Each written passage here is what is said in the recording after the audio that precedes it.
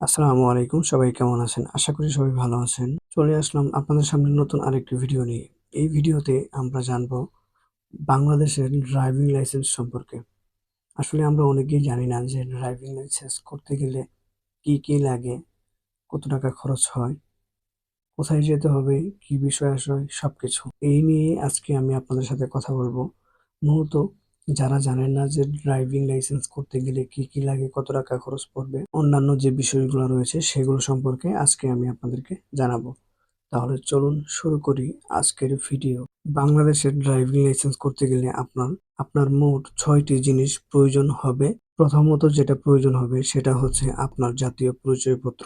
আর যদি আপনার জাতীয় পরিচয়পত্র না থাকে তাহলে আপনার জন্ম নিবন্ধন। তারপর যেটা প্রয়োজন হবে সেটা হচ্ছে মেডিকেল সার্টিফিকেট। আপনার একটা মেডিকেল সার্টিফিকেট লাগবে যেটা ডাক্তারের কাছ থেকে আপনাকে আনতে হবে। ওই মেডিকেল সার্টিফিকেটের মধ্যে থাকবে আপনার রক্তের গ্রুপ, তারপর লাগবে পাসপোর্ট সাইজের ছবি ৩ থেকে ৫ কপি। তারপর যেটা লাগবে সেটা হচ্ছে আপনার শিক্ষাগত যোগ্যতার প্রমাণপত্র। মানে আপনার শিক্ষাগত যোগ্যতা কতটুকু সেটার সার্টিফিকেট। তারপর যেটা লাগবে সেটা হচ্ছে লাইসেন্সের যে ফর্ম রয়েছে ওটা অনলাইন থেকে ডাউনলোড করতে পারেন অথবা আপনারা যেখানে আবেদন করবেন সেখানেই তারা এটা পূরণ করে দিবে। তারপর হচ্ছে ফি জমা দেওয়ার রসিদ। এই সকল বিষয়গুলো কিন্তু আপনার প্রয়োজন হবে ডকুমেন্ট হিসাবে আপনি ড্রাইভিং লাইসেন্স করার জন্য।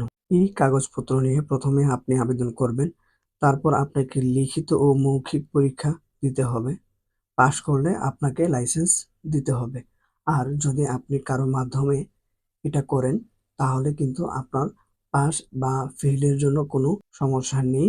আপনি যার মাধ্যমে করেছেন সেই সবকিছু ব্যবস্থা করে দিবে। যদি আপনি আবেদন করে যান তাহলে কিন্তু আপনাকে ৩ টি পরীক্ষা দিতে হবে। একটি হলো মৌখিক পরীক্ষা, আরেকটি হলো লিখিত পরীক্ষা এবং শেষটি হলো ড্রাইভিং পরীক্ষা। যদি আপনি মোটরসাইকেল চালানো শেখেন তাহলে আপনাকে মোটরসাইকেল চালানোর পরীক্ষা দিতে হবে মাঠের মধ্যে। আর যদি আপনি প্রাইভেট কার অথবা অন্য কোনো গাড়ি শিখে থাকেন তাহলে ওটার পরীক্ষা দিতে হবে। সবগুলোতে পাস করার পরে কিন্তু আপনাকে লাইসেন্স দিবে। তাছাড়া কিন্তু লাইসেন্স দিবে না আপনাকে। তারপর যে বিষয়টা হচ্ছে আপনার খরচ কেমন লাগবে। মূলত আপনি যদি সরকারি ওয়েতে আবেদন করেন তাহলে আপনার ৩ থেকে ৪,০০০ টাকার মধ্যেই হয়ে যাবে।